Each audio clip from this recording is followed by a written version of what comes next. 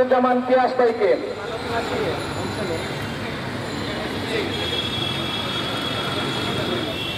আউযু বিল্লাহি মিনাশ শাইতানির রাজীম। বিসমিল্লাহির রহমানির রহিম। আজকের এই দিনে ঐতিহাসিক 5 মে 2013 সালের শাপলা চত্বরে যে নরকীয় হত্যাযজ্ঞ চালানো হয়েছিল, সে তার বিচারের দাবিতে আজকের এই মানববন্ধনে উপস্থিত হয়েছেন বাংলাদেশ ইসলামী ছাত্র শিবির কেন্দ্রীয় কার্য পরিষদের অন্যতম সদস্য, সিলেট মহানগরের সম্মানিত সভাপতি শাহিন আহমেদ ভাই, উপস্থিত অন্যান্য নেতৃবৃন্দ, প্রিয় সাংবাদিক ভাইয়েরা, আসসালামু আলাইকুম ওয়া রাহমাতুল্লাহ।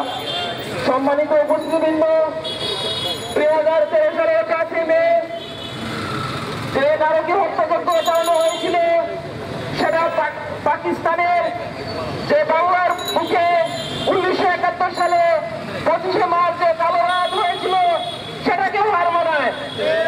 প্রিয় উপস্থিতিবৃন্দ, আমরা এই বাংলাদেশের ভূখণ্ডে এই স্বাধীন বাংলাদেশে বসবাস করা সত্ত্বেও সেদিন পুলিশ, বিজিবি এবং র্যাবের যৌথ উদ্যোগে কিছু কতিপয় সদস্য এবং তৎকালীন সেই ফ্যাসিস্ট হাসিনার সেই সরকারের উদ্যোগে তৌহিদি জনতা যে এই ভূখণ্ডে মুসলমানদের অধিকার রক্ষার্থে যে আন্দোলনের জন্য শান্তিপ্রিয় মুসলমানেরা যা সেদিন শাপলা চত্বরে একত্রিত হয়েছিল, সেই 13 দফা দাবি নিয়ে সেখানে নিরীহ মুসলমানদের উপর যে নারকীয় হত্যা চালিয়েছিল, সেটার আমরা সুষ্ঠু তদন্ত দাবি করছি এবং এর বিচারের আওতায় প্রত্যেককে নিয়ে আসার জন্য অনুরোধ করছি।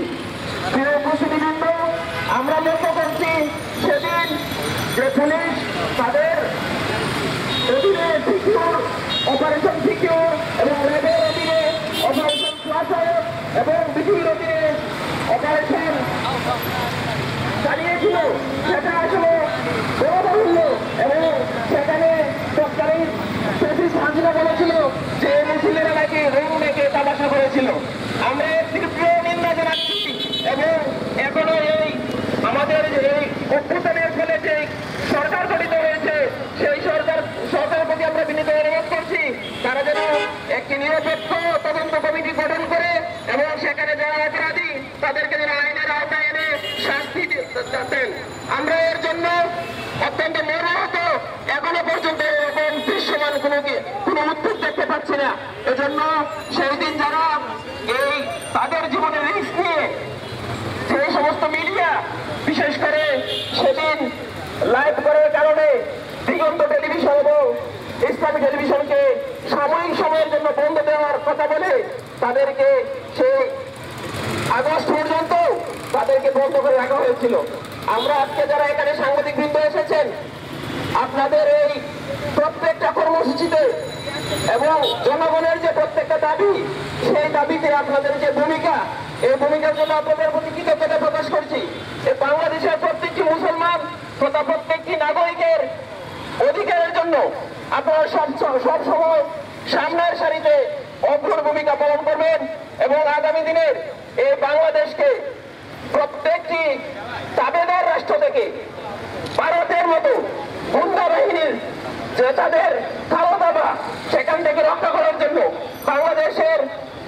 বাংলাদেশকে আইনের একটি দেশ, আইন যেখানে প্রতিষ্ঠিত থাকবে সেরকম একটি স্বাধীন সার্বভৌম আমরা দেখতে চাই। সেই দেশ গঠন করার জন্য ইসলামী ছাত্র শিবির সহ প্রত্যেকটি ছাত্র সংগঠন এবং সাংবাদিক বৃন্দ সবাই অগ্রণী ভূমিকা পালন করবেন, এই আশা প্রত্যাশা করে আমি আমার কথা শেষ করছি। আসসালামু আলাইকুম ওয়া রাহমাতুল্লাহ। উপস্থিতি ছাত্র জনতা, আমরা কথা শুনছিলাম বাংলাদেশ ইসলামী ছাত্র শিবিরের সিলেট জেলা পশ্চিমের সংগ্রামী সভাপতি